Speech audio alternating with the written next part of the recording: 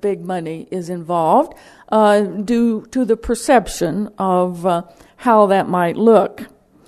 Well, I'm very saddened to report to you what happened last week in Wisconsin. Our Wisconsin League of Women Voters, they were all pumped up because of the Caperton case, and I should tell you that Wisconsin elects their judges in nonpartisan elections. But they had no recusal rule with respect to when judges receive campaign contributions. They had no recusal rule.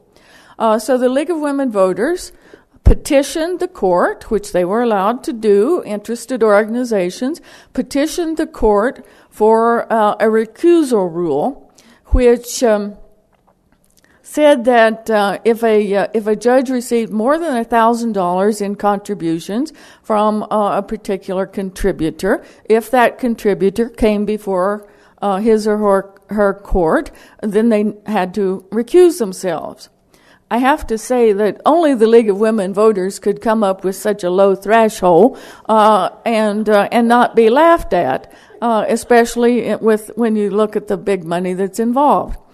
Even some of the people who stood up at the hearing in favor of our proposal said that they didn't necessarily agree with the low threshold, but they agreed with the concept that there should be some threshold set. Well, just last week, October the 28th, there was a hearing before the Wisconsin Supreme Court on the League's petition to have a recusal rule.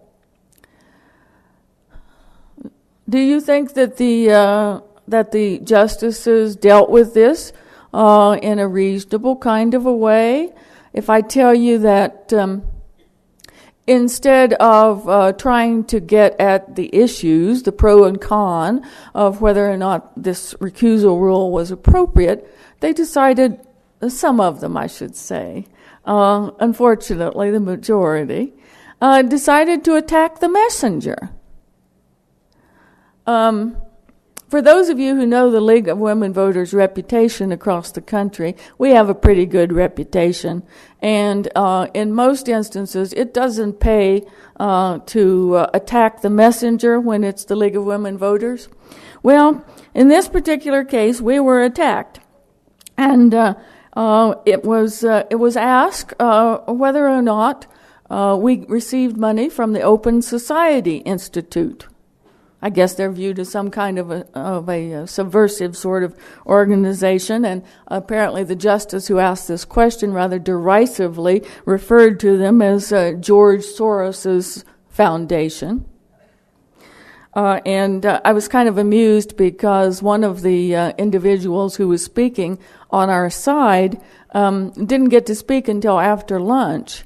And so the Wisconsin executive director said instead of taking lunch that day, he went out and did a little bit of research to find out which organizations the Open Society actually funded. And he brought back in this whole laundry list of fairly well-known, rather well-respected organizations that receive money from the Open Society Institute.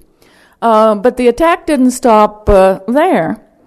As I said, the Wisconsin League has a position actually supporting nonpartisan election of judges.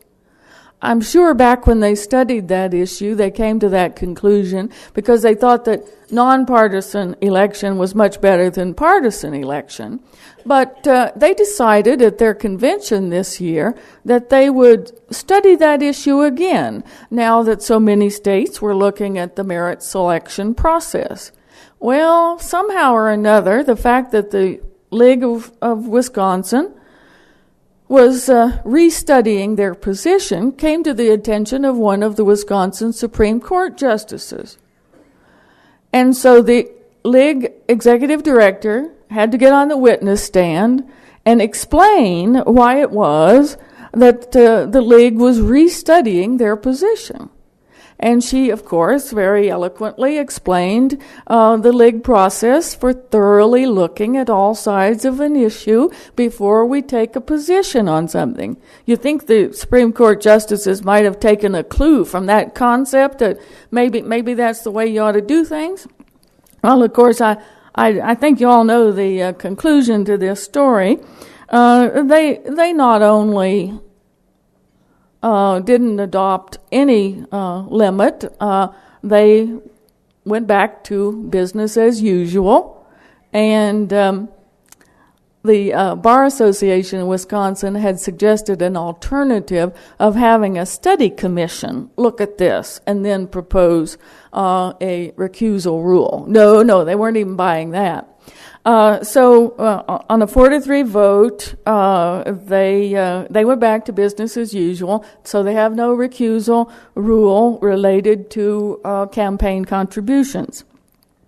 I'd say it's a setback after the Caperton decision, except for the fact that this afternoon I got an email from my colleagues in the League of Michigan, and their Supreme Court passed a recusal rule, a post-Caperton recusal rule. And so there is hope out there. We just have to spread the word a little bit about the fact that other courts are doing it. Take note, tying some kind of recusal is necessary in order to improve the public perception of independence of the judiciary. I guess I shouldn't have been too surprised at the Wisconsin court's decision, because earlier, as a matter of fact, in September, there was a Seattle forum that the league was involved in on this very subject of merit selection versus election of judges. And the Wisconsin Supreme Court Chief Justice, whom I will say has been on that court since 1976, she took vigorous exception to calling what she referred to as the appointive system merit selection. And so you have to understand that where there has been election for so many years, they believe that that's merit selection also. And we have to respect that and look at the process by which they are selected. Now I'm going to end with telling you another story from that Seattle forum. And I think it best illustrates why it is that we see so many different thoughts about judicial election or judicial merit selection.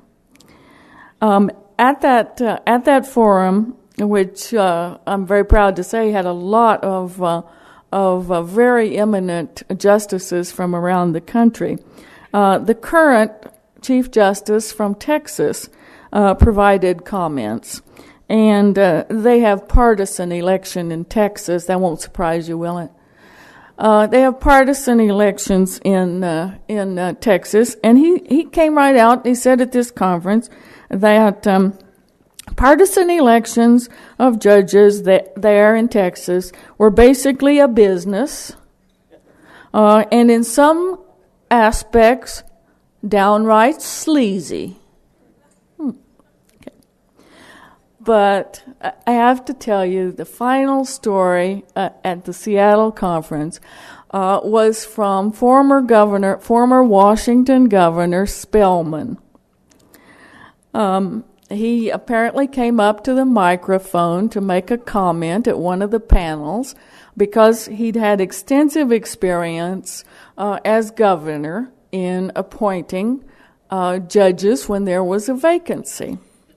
And he said, I do support election of judges because I have to tell you that this committee process of recommendations has its flaws too. He said, I had a lot of experience in selecting and appointing judges to fill vacancies, and this one thing occurred to me about the committee selection. The Bar Association would recommend a name. And in this one case, they recommended a name to Governor Spellman to fill a vacancy